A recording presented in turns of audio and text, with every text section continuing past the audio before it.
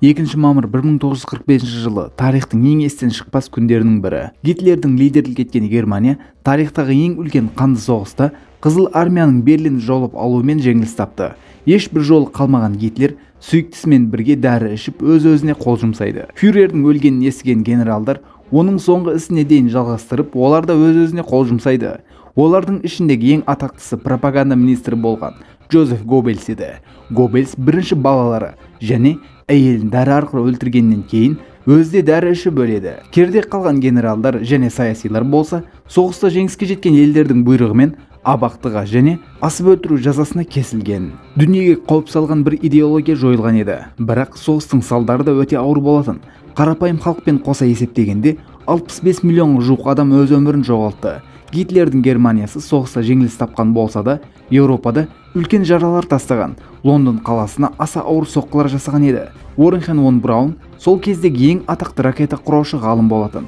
Соғыста жеңіліс тапқаннан кейін ол ақш үкіметімен келісімге келіп, НАСА-мен бірге жұмыс жасай бастады және ақшты ғарышқа шығарған есімдердің бірі болды. Тағы бір маңызды нәрсе болса, Жапониядағы соғыста және суық соғыс кезінде неміс ғалымдарының үлкен рол ойнауы. Гитлер елдің басына келген кезден бастап Германияда индустриялық және технологиялық жарылыс болды. Көптеген ғалымдар тоқтамай жұмыс жасап, немістер үшін соғыс машиналарын өндірді.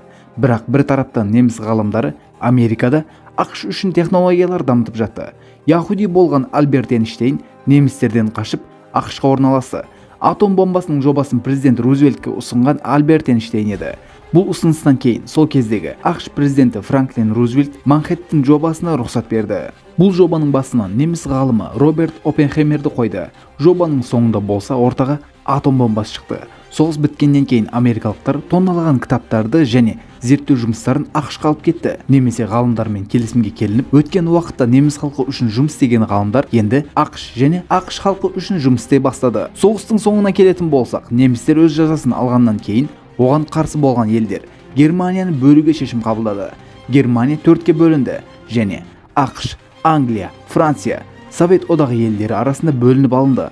Бұл 4 аймақ жеңіске жеткен елдердің тағайындап қойған адаммен басқарылды және жеңіске жеткен елдердің қалауына қарай басқарылды. Ортақ дұшпан батыс пен шығыс елдерін бірге жұмыс істеуге итермеледі. Бірақ соғыс біткеннен кейін бұл да өзгерді. Орыстардың Еуропаға қарай жылжуы, кіші елдерді өзінің жеріне қоса бастауы батыс пен шығыстың арасында жіптердің үзілуіне себеп болды. ақш пен Англияның бастауымен, артынан Францияның қосылуымен Германияда латын тілінен аударғанда 3 деген мағына беретін Три аймағы құрылды. 1949 жылы Три аймағынан федерал Германия мемлекеті құрылған болса, шығыста Совет одағының басқаруындағы Герман демократик мемлекеті құрылды.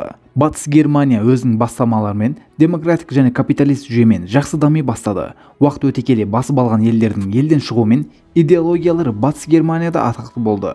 Уақыт өте келе Шығыс Германия социалист бір партияның басқаруына тасталды. Бұл кезеңде Батыс және Шығыс Германия бірін-бірі мойындамады. Батыс Германияда өмір сүру стандарттары жақсы болғандықтан, Шығыс Германиядан батысқа көптеген адам көшіп келе бастады. Бұл жағдайдан қауіптенген социалист үкімет халыққа хабар бермей, бірден қабырға құруды бастады. 1961 жылдан бастап екі ел арасында үлкен қабырға бар болатын. Бұл қабырға әскерлермен, иттермен және түрлі миналармен қорғауда еді. Қабырғадан өтуге тырысқандардың соңы өліммен бітетін. 41 жылдан кейін капиталист Германияның экономикасы өте мықты болды. Социалист Германияның экономикасы құлдырап бітті. Осылайша ең соңында екі ел бірікті. 2018 жылда Германияның әлемде 4-ші, ал Еуропада 1-ші ең үлкен экономика екенін көреміз. Бұл қалай болды? Екі дүниежүзілік соғыста жеңіліс тапқан бір ел қалайша экономикасын осындай дәрежеге жеткізді? Қалайша экспорт бойынша әлемде 1-ші орынды алды? Бүкіл әлемде қалайша көлік және машина индустриясын қолға алды? Мұның арқасында өте көп себептер болса да, мұған негіз ретінде 3 дана себеп айта аламыз. Біріншісі неміс менталитеті, екіншісі Маршалл жоспары, ал үшіншісі болса социал нарықтық экономика. Немістердің еңбекқор екендігін барлығы біледі. Жұмыстарын өте керемет ұқыптылықпен жасау жылдар өткеннен кейін бір менталитет болып қалған. Басқалардың аяғын қалай шаламын деп ойламай, жұмысты дұрыс және керемет етіп орындауды ойлайды. Соғыста жеңіліс тапқан болса да, бұл менталитетті тастаған емес. Күшті Германия үшін керек ақыл, қалау және менталитет бар еді. Тек жетіспеушілік қаржы болатын. Оны да Америка халқы Германияға шынайы ниетпен беруге разы болатын. Бірінші дүниежүзілік соғыстан кейін жеңіске жеткен елдер Германияны психологиялық тұрғыдан, экономикалық тараптан езген еді. Германия үлкен көлемде штраф төлеуге мәжбүр болды, және неміс халқы өзіне де жетпейтін нәрсені беруге мәжбүр болған еді. Бұл езілу нәтижесінде және Гитлердің лидерлігінде немістер ішіндегі үлкен жек көрушілікпен бүкіл әлемге шабуылдады. Дәл осы қателіктің қайталанбауы үшін Америка немістерді құтқарайық атты көмек көрсетуді бастады. Америка халқының көмегімен Германия өзін-өзі қолға ала бастады. Соғыстан кейін экономикасы құлдыраған елдер үшін ақш 1951 жылы Маршалл жоспарын шығарды. Еуропаның қалпына келу үшін 13,2 миллиард доллар қаржы бөлінді.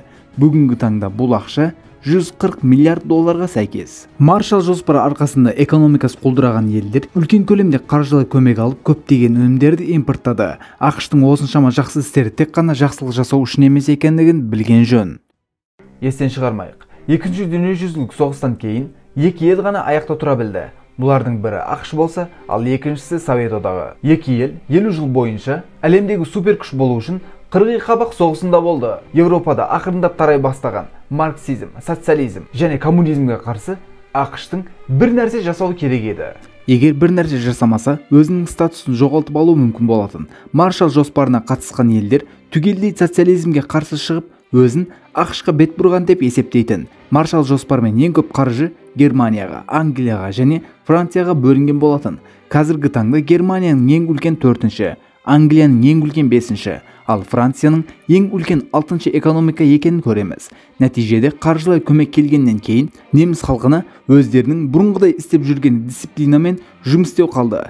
Германияның осындай жетістікке жетуінің негізгі себептерінің бірі болса, әлеуметтік экономикалық нарық жүйенің болуы. Әлеуметтік экономикалық нарық сөзі 20-шы ғасырдың бастарында пайда болған. Бұл термин алғаш рет неміс экономисті Альфред Мюллер Армак тарапынан қолданылды. Әлеуметтік экономикалық нарықтың негізгі принципі үкіметтің экономикалық нарықтың еркін болуы үшін барлық нәрсе жасауы және заңды ретке келтіруі болатын. Жеке тұлғалар өз еркімен бизнес немесе кәсіп құра алатын. Осымен бірге үкімет нарықтағы бәсекелестікті қолдайды және бәсекелестікте заңсыздықтардың және құқық бұзушылықтардың алдын алады. Бұл жүйенің жақсы тарапы экономикалық өнімділіктің артуы және бәсекеге қабілетті болуы еді. Бірақ осымен бірге экономикалық күштердің бөлінуі және кейбір жұмыссыз топтардың пайда болуынан ұзақ болу керек. Осының алдын алу үшін үкімет экономикаға әлеуметтік саяси алдын алу жоспарларымен нарыққа араласады. Германияның батыс және шығыс болып бөлінген кездерінде батыс Германия әлеуметтік экономикалық нарық жүйесімен алға қарай жылжыды және қысқа уақыт ішінде экономикасын еселеп күшейтті. Білім мен экономиканы жақсы дамыта отырып, шығыс Германияға және Еуропаның кейбір елдеріне қарағанда жақсы дамыды. Қазіргі таңдағы Siemens, Bosch, Mercedes, Volkswagen және Bayer есімді атақты компаниялар батыс Германияда құрылған. Бұл компаниялар қазіргі таңда да Германия экономикасының негізін қалап тұруда. Бір жағында кеңестік одақ басқарған, өзін социалист деп білген шығыс Германия жоспарлы экономикаға сенді. Жоспарлы экономикада елдегі бүкіл фирмалар және өндіріс орындары үкіметке тиесілі және үкімет қалағандай жұмыс атқарады. Қай өнімнің қай уақытта қанша өндірілу керек екендігі үкімет тарапынан белгіленеді. Егер үкімет мрамор өндіру керек десе, бүкіл фабрикалар мрамор өндіреді. Елде тек қана бір партияның болуы және сырттан экономикаға қаржы келмеу себебінен халықтың жағдайы күн өткен сайын нашарлай түседі. Сол кездегі батыс және шығыс Германияны салыстырсақ, өте үлкен айырмашылық бар екенін байқайсыз. Батыста ең төменгі жалақы көлемі 1950 марк болса, шығыста 850 марк болатын. Астық өнімдер шығыс Германияда өте арзан болса да, технологияға келген кезде істер өзгереді. Мысалға, батыста 981 марк болған кір жуатын машина шығыста 2300 марк болған. Социализм және коммунизм теорияда керемет көрінсе де, кейбір жетістіктерге жету үшін бұл жүйелер қан төккен. Естен шығармау керек. Совет одағында және Қытайда 100 миллионға жуық адам бір арман үшін өлтірілген. Бұл әрине капитализмнің де өте керемет жүйе екенін көрсетпейді. Шығыстағы диқандар және қара жұмысшылар батыстағы коллективтеріне қарағанда нашар шарттарда жұмыс істеп жатса, социализм үкімет басшылары батыстан импорт жасалған өнімдермен өмірінің жақсы күндерін өткізіп жатты. Партияға мүше болғандар өмірін жақсы өткізіп жатса, бұл жүйеге қарсы шыққандар түрлі абақтыларға қамалды. 1989 жылы Берлин қабырғасының құлатуымен Шығыс Германиядан Батыс Германияға мыңдаған адам көшіп барды. Социалист партияның мүшелері пайда болған хаосты басқара алмады және шекараны бұзып мыңдаған адам Батыс Германияға өтіп кетті. Жұмысшылар және диқандар елі болған Шығыс Германия жұмысшылар және диқандарын жоғалтып алғаннан кейін экономикалық тараптан құлай бастады. Бірақ елдің экономикасын тек қана экономикалық себептерге байланыстыру қате болады. Онсыз да Шығыс Германия 1989 жылы саяси және систематик түрде құлдыраған еді. 1990 жылы Батыс пен Шығыс біріккен кезде Германия әлеуметтік экономикалық нарық жүйесін бір бүтін болып сәтті жалғастырды. Уақыт өте келе бүгінгі таңда Германия әлемнің ең үлкен 4-ші және Еуропаның ең үлкен 1-ші экономикасы дәрежесіне жетті. Қазіргі таңдағы капитализм жүйесі де өте керемет бір жүйе емес. Көптеген елдерде бай мен кедейдің арасында өте үлкен айырмашылықтар бар. Дәл осы системамен Кеңес одағы басқарған Азия елдері мен Еуропаны басқарған капитализм системасын бір-біріне салыстырып көрсеңіз болады. Сол кезде берілген шешімдер қазір біздің жағдайымызды белгілеп отыр. Бұл жердегі ең маңызды сұрақ жаңа әлемдік жүйе қалай болады? Елдер өздерін қалай басқара білу керек? Бұл туралы сіздердің пікірлеріңізді білгім келеді. Сіздердің пікірлеріңізді комментарийда оқитын кезде қатты қуанамын. Сол үшін өз пікіріңізді комментарийға қалдырыңыз. Осындай видеоларды өткізіп алмау үшін каналға жазылуды ұмытпаңыз. Келесі бейнелерде көріскенше, мен Мардан.